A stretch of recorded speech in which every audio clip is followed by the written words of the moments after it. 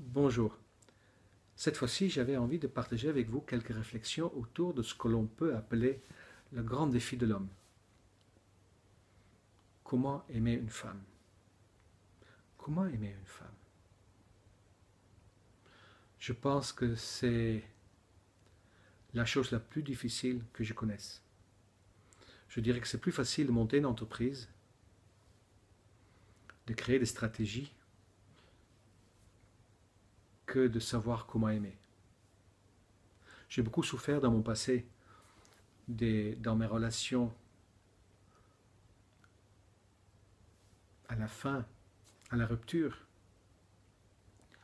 et je n'ai jamais vraiment compris à l'époque pourquoi ça ne marchait pas. C'est en tâtonnant, comme je pense beaucoup d'hommes, en essayant.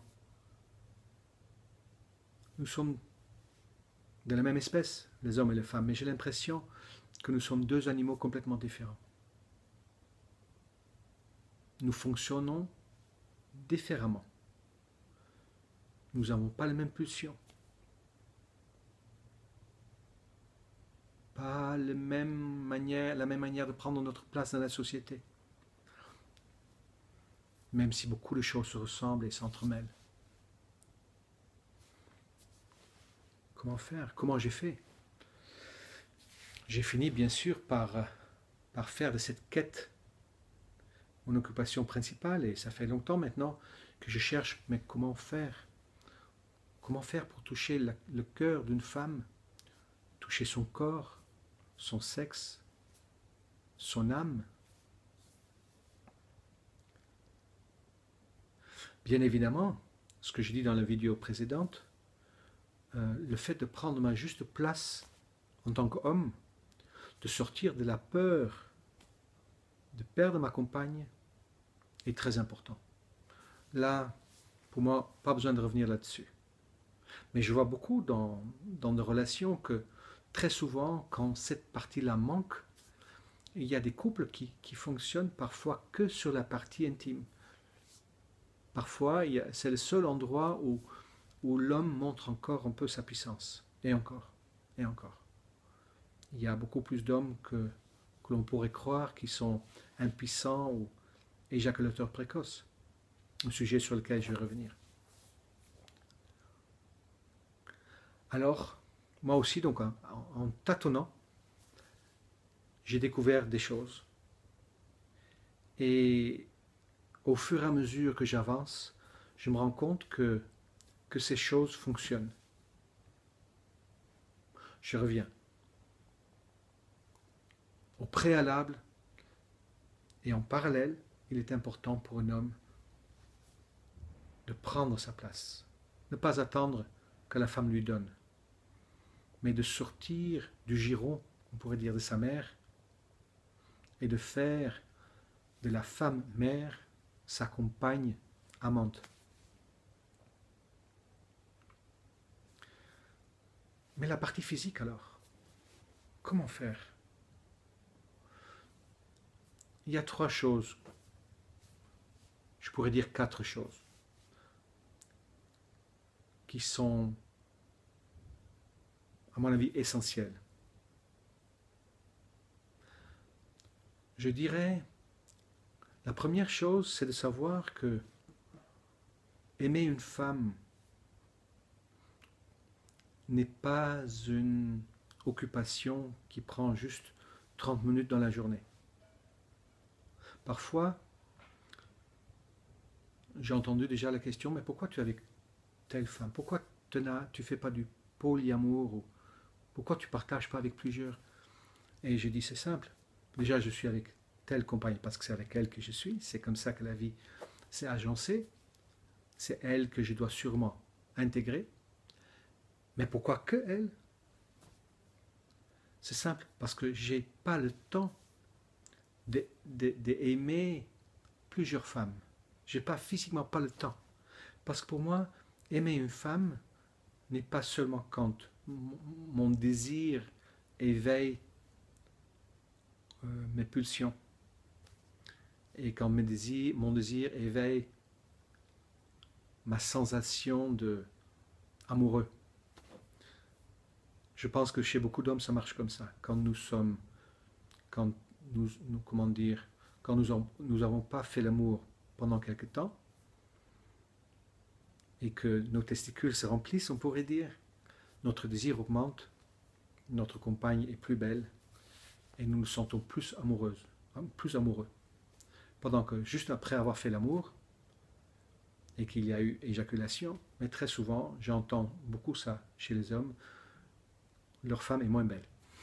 Ça a l'air bizarre, mais le désir est moindre, et l'attirance est moindre, et la sensation d'amour est moindre. D'ailleurs, je me rappelle, du coup, ma mère m'a dit un jour, il y a très longtemps, elle dit, tu sais comment je sais qu'un homme m'aime? Et je dis, alors, c'était quoi, maman? Elle dit, c'est quand, effectivement, quand, après avoir fait l'amour, il continue à me caresser. Et c'est un peu ça, c'est-à-dire que, pour moi, en tant qu'homme, ce que je dois comprendre, c'est que l'amour n'est pas lié au sexe. L'amour est un état d'être dans lequel j'intègre mon partenaire, dans lequel je me comporte avec elle comme j'aimerais qu'on se comporte avec moi, dans lequel je m'offre en fait à travers d'elle. Et ce n'est pas seulement quand j'ai du désir.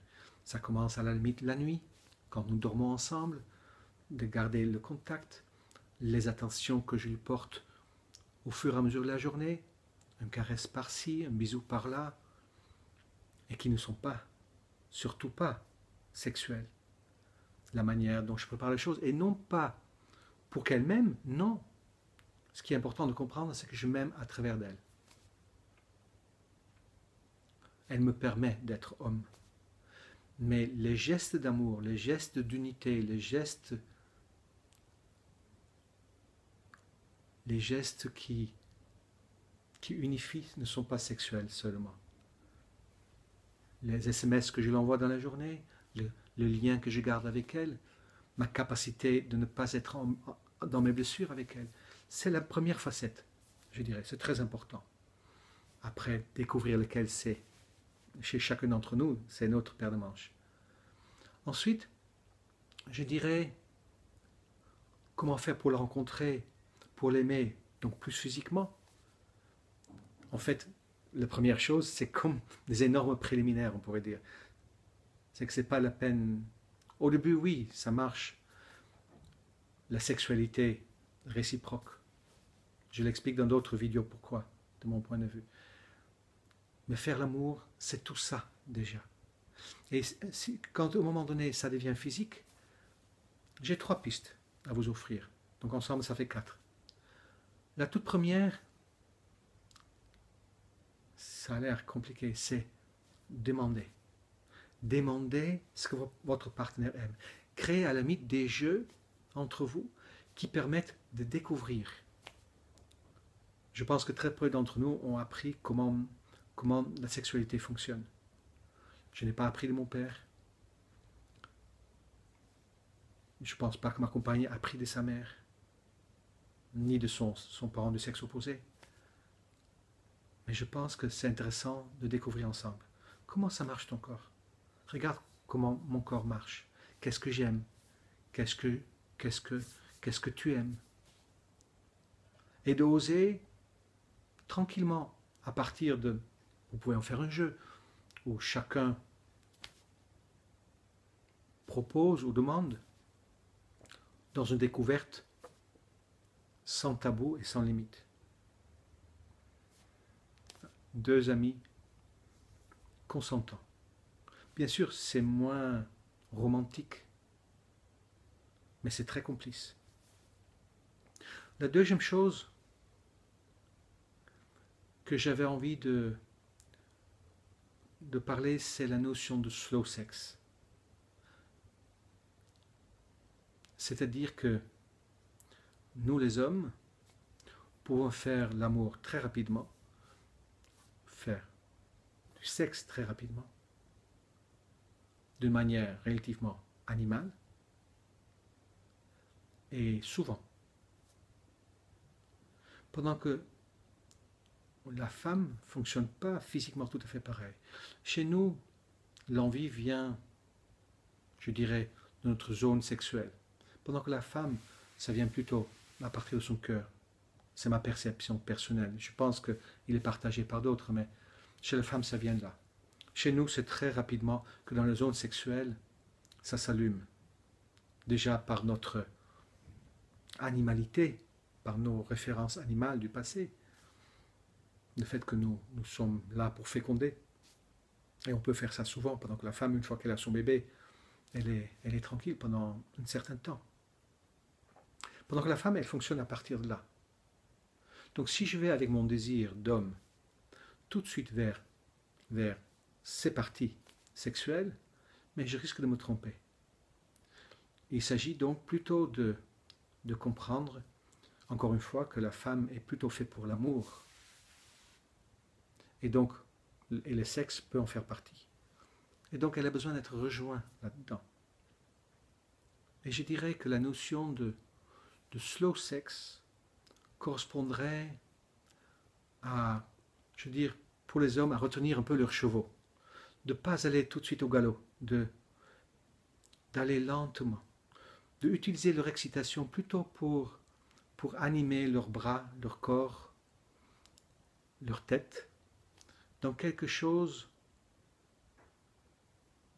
d'harmonieux entre l'homme et la femme. Je peux m'imaginer ce qu'on peut appeler slow sex, une sexualité très lente, mais aussi une approche très lente. Où ça commence avec des bisous, avec des caresses, et qu'on ne cherche pas à utiliser les caresses comme un préliminaire, mais qu'on considère que les caresses, c'est déjà l'acte d'amour. Et que pour l'homme, ce qui est le défi, c'est d'utiliser l'excitation naissante pour alimenter son élan, et non pas nécessairement d'aller plus vite. Il y a un moment peut-être que le partenaire a envie d'aller plus vite, et dans ce cas-là, à deux, il n'y a aucun souci. Mais le slow sex, c'est une belle manière de rencontrer en douceur des bisous, des caresses, lents,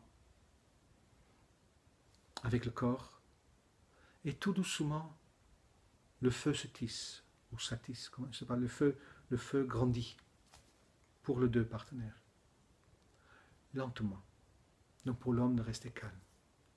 Bien évidemment, tout ça, tous ces éléments que je donne n'empêchent pas qu'il y a des femmes, et beaucoup de femmes, qui aiment aussi voir leur homme dans leur animalité, sans tout ça. Et qu'elles aiment voir leurs hommes exprimer leur désir pour elles tout à fait animal. Ça n'empêche pas, tout ce que j'explique là, ça n'empêche pas cette facette-là aussi. C'est pas linéaire, c'est pas aussi simple que ça. Donc il y a le slow sex. Jouer, slow sex. Il y en a un troisième que j'aime beaucoup, qui ressemble un peu à ça. C'est-à-dire qu'en fait, comme je ne sais pas exactement quand et où poser mes mains, ma bouche, c'est ça qui rend les choses compliquées chez les femmes, parce qu'un jour, elles aiment ça, et un autre jour, elles détestent. Ça change de femme, et ça change de l'instant. Alors, comment faire avec ça? Le fait de jouer, ça aide. Mais cette troisième partie, j'appellerais ça de suivre le mouvement de vie, le tandava, comme certains l'appellent ça. C'est-à-dire qu'à l'intérieur de nous, nous sommes animés par un mouvement autonome. Ce n'est pas le mouvement volontaire, mais c'est quelque chose qui vient de l'intérieur. Et si nous faisons très attention, et ça s'apprend bien sûr, et si nous faisons très attention, on peut sentir ce mouvement. Ce mouvement, il est beaucoup utilisé dans des thérapies comme la fasciathérapie. Je pense aussi à comment ça s'appelle, les techniques qui viennent d'Hollande, l'aptonomie et d'autres techniques, mais où on suit cette espèce, l'ostéopathie, où on suit en fait cette espèce de mouvement intérieur et qu'en fait qui anime le corps. Les bébés, on le voit bien avec les bébés, ce mouvement spontané. Ce mouvement, c'est le mouvement de vie. Nous sommes tous pure énergie, de mon point de vue. Et ce mouvement de vie qui anime cette partie visible anime aussi mon partenaire. Si j'arrive à contacter cette énergie, elle guide mon corps en fait pour aller à l'endroit juste, à la vitesse juste. Mais ça demande de faire en fait de mon approche physique une méditation. Et je peux très bien, et j'aime beaucoup ça, masser ma compagne en utilisant ces techniques. Dans ce cas, je pose mes mains, mais ce n'est pas moi qui décide où vont mes mains, c'est en fait moi qui écoute mes mains pour voir où ils ont envie d'aller. Et c'est en fait tout mon corps qui bouge avec. C'est comme une danse intérieure. Je peux donc faire des massages comme ça. Mais je peux effectivement aussi faire le slow sex avec cette attitude. C'est-à-dire que je suis quelque chose qui vient de l'intérieur. Et dans ce cas-là, cette intériorité crée le rapprochement, je dirais, parfait. Ça m'aide à sortir de ma pulsion purement animale et ça me permet de rencontrer ma compagne, mon partenaire, au niveau de son cœur. Surtout si je n'ai pas l'intention sexuelle. Bien sûr, c'est très intime tout ça. Et ça n'exclut pas toutes les autres manières de faire. Si avec votre partenaire vous aimez des choses particulières, mais ça n'empêche pas. Et ça n'empêche pas d'avoir une démarche de découverte au-delà de ça. Mais moi j'aime bien ces trois parties. Découvrir ensemble. Ça peut être un peu scolaire, mais mets-toi un peu comme ça pour que je regarde enfin comment tu es fait. C'est bon ça. Mais comment tu fais? Comment tu te touches toi? Explique-moi comment tu aimes que je te touche. Faites des jeux. Après le côté, aller très lentement, pour les hommes à mon avis très difficile. Et la partie méditative, où vous rentrez à l'intérieur, vous posez votre main et vous laissez guider.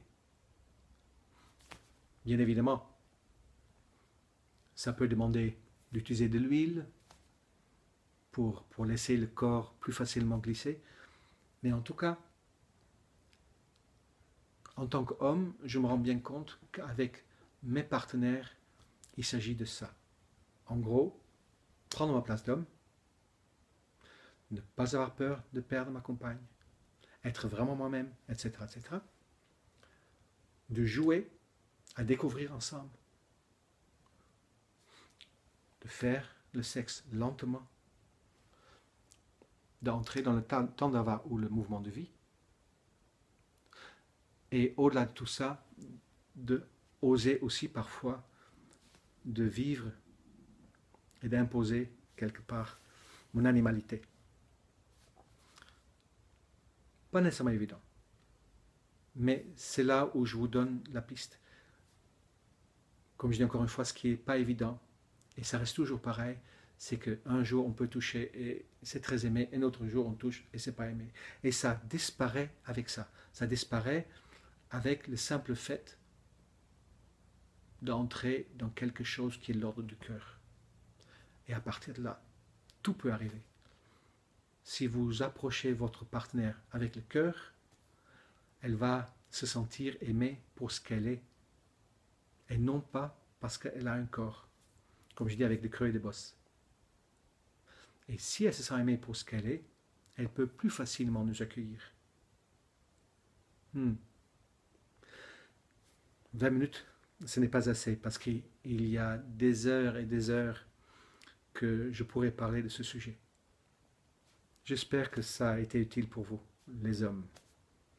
Allez vers les femmes, mais n'oubliez pas qu'elles ont de quoi avoir peur de nous et qu'elles ont de quoi être en colère et que nous avons peut-être besoin tous les deux un temps pour se réparer. Je pense que c'est plus facile pour les femmes de nous accueillir si nous venons doucement vers elles. Voilà, c'est ce que je voulais partager avec vous aujourd'hui. Je vous souhaite une très très belle journée et à très bientôt. Au revoir.